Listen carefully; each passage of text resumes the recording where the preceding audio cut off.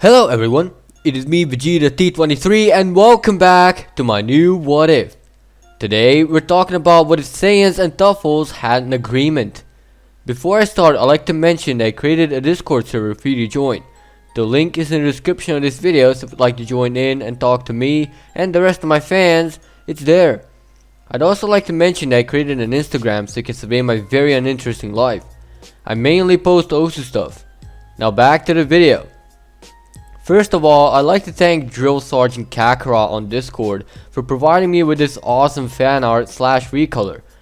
Not gonna lie, the beard is a bit out of place, but regardless, this is awesome work and I thank you for it.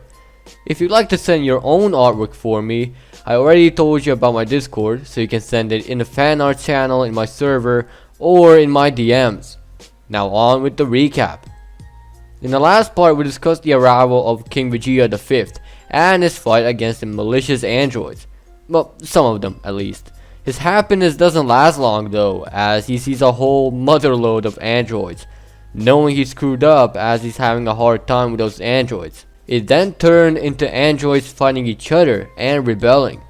But that was not all of them, as one specific android came by and snatched android 17, 18, and now androidized Paragus. It turns out it's Cell. The new Cell is actually weaker than canon, and he didn't have Frieza's and King Cole's DNA in the story, but he did have Tuffle DNA, so that made him quite smarter. And since he had Kakarot's, Vegeta's, and Broly's DNA, he knew their weaknesses and knew how to exploit them very easily, and with extreme precision even.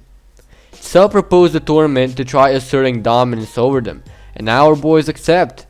Kami then invites our Saiyans to the lookout, and it's obvious they're going in a time chamber. And well, they go in. By they, I mean Kakarot, Vegeta, future Vegeta, Raditz, Broly, Bardock. Once they finished, Raditz immediately rushed to Cell, and Cell actually didn't expect Raditz of all Saiyans. Since Cell had no Raditz DNA, he couldn't predict anything. In the end, Cell was jumped from underneath and blasted into oblivion, not leaving a single trace of him or the androids he absorbed, so no 17 and 18 in canon, and also no Paragus. With the recap out of the way, let's continue the what if. After Cell, Raditz has claimed his pride back and made himself the famous person, not only among Saiyans and Tuffles, but among humans as well, eventually becoming a real deal among every living being, pretty much being Mr. Satan of Saiyans. Vegeta is just training with Kakarot and Broly, with Raditz occasionally coming in to train. The funny thing is, I have to nerf Vegeta, swallow my pride, and say Raditz is stronger than Vegeta after Vegeta complained about Earth's gravity and wondering if they could make any gravity machines. Bulma made one for Raditz and Vegeta to train in, so they all followed their own desires from here. Bardock and Guinea had one more child, a third addition to the family, but female this time, and they named her Lettuce. Kakarot also had one more child, which Chi-Chi wanted to name Pistachio, but after seeing the spitting image of Kakarot right in front of her, she let Kakarot choose again. He thought of a moment, took the kid, and fled to Vegeta's place, asking if he can name his son after himself and start another family tree tradition like his family did. Vegeta kind of got taken aback by that question and actually let it happen, actually not minding having another dynasty lineup in the Saiyan history. Kakarot went along with it. He then fled back and confirmed the deal. Chi-Chi is actually weirded out, and Bardock is actually happy his son started the legacy since he couldn't. Raditz also found his wife named Sumai, and he had a kid of his own, which is also a spitting image of Raditz. Sumai got to name the kid, naming him Perfy. With more additions to our fellow Saiyans, everything went pretty peacefully for a whole 7 years. Ginger is pretty much a high schooler now. Kid Vegeta, Lettuce, Perfy, and Kakarot II are all 7-year-olds naturally. Vegeta and Kakarot are training together most of the day with Broly, Bardock, as well as Guinea and Raditz here and there. Raditz comes by one day and announces that yet another Tenkaichi Budokai, and invites his family to come along. Bardock and the rest of his family don't give a shit, telling him it's his life, and since he did leave home and gave everyone an F-bomb while doing so, they said he has his own life now, being the famous boy. Vegeta just says he can come watch, but he's just not in the mood to fight Raditz. However, with a lot of begging from Raditz, Vegeta decides to participate. Raditz, being happy he gets to beat the king the second time, goes home. Vegeta looks at Kakarot and smirks to him, while Kakarot and Bardock just crack up in the background. 30 days later, Vegeta arrives on the tournament sign up and signs up. Raditz sees him and pulls him through without getting on a punching machine. The whole tournament goes as following. There are no original characters there, so there are only Vegeta and Raditz that are known, while everyone else is humans, 2 weird people, and a hybrid. The whole thing goes with Vegeta just one-shotting everyone until it's time for the red guy to join in the fight. The person knows about the Super Saiyan transformation and would like to fight with Vegeta using it. Vegeta warns him that he can do it, but not only that, but go a lot further beyond. Raditz knows of Vegeta having Super Saiyan 2 and doesn't get the entire context of Vegeta's sentence, feeling a bit cocky. Vegeta goes Super Saiyan, then Super Saiyan 2, and then begins pushing even further.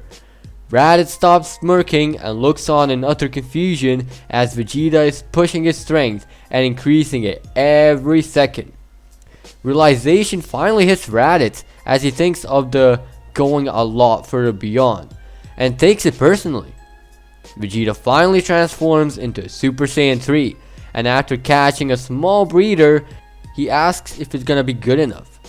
The purple guy is standing shocked, pondering at something, so he tells Raditz not to interfere with anything right now and to trust him, introducing himself as Kaioshin. Kaioshin then observes as he sees Popovich and Yamo getting surprised at the power gauge meter exploding and getting ready after a few short seconds. Those two rush Vegeta as he senses them, but Kaioshin paralyzes Vegeta and he is unable to move. Vegeta is wondering what's happening since he can't really move, questioning the two assaulters and calling them weak. Vegeta then begins powering up as he knocks the two away and Kaioshin begins losing control, getting pulled back himself. Vegeta gets his restraints knocked off of him as he easily kills Yamu and getting ready to kill Popovich too, but Popovich has gone faster than he came. Vegeta can sense him and decides to hide his energy and follow him. Kaioshin rushes in and tells him not to go alone as they are a real threat despite their appearance. Going to the whole Majin thing and babidi, bibidi, whatever bidi, and so on and so forth. Vegeta then tells Kaioshin to lead the way, out of frustration basically. The other one, Kibito, also follows along and Vegeta asks Raditz to come along too. Raditz goes, acting kind, but deep inside he literally hates Vegeta for surpassing him, letting ego get to his head, believing he should be the one to be stronger than him. Meanwhile, Kakarot and Broly sense the commotion and have a gut feeling that something went wrong and decide to check it all out, while the four follow alongside the Supreme Kai and hide their energy. The two lost track of Vegeta and Raditz, but decided to follow the path they took initially in hopes of finding them. Popovich lands right next to a ship and enters it. Soon follow Vegeta and Raditz along with the Kais as they all hide in the rocks and observe. Sure enough, out come a midget, a demon, and Popovich, as they are berating Popovich for not taking every drop of energy from Vegeta, eventually killing him while at it. The two remaining then prepare devising a new plan. Vegeta, who is still in Super Saiyan 3 from the tournament and struggling to hide that much ki, finally snaps and rushes the two and kicks them one into another. They sense the immense power and retreat back to the ship. Vegeta gives literally zero fucks and shoots a giant galley gun down the gaping hole going into the ship, but it doesn't do anything except one thing: breaking Boo's seal. Shin senses it and gets chills down the spine. Kakarot and Broly also arrive and see all the commotion and wonder what's going on. But they sense a couple rather large and evil energies underneath them, so they know something is up. Raditz attempts to talk to his brother, trying to vent, but gets a sharp pain in the head, followed by Vegeta's as well. And with that, we're leaving things be for now. Thank you for watching.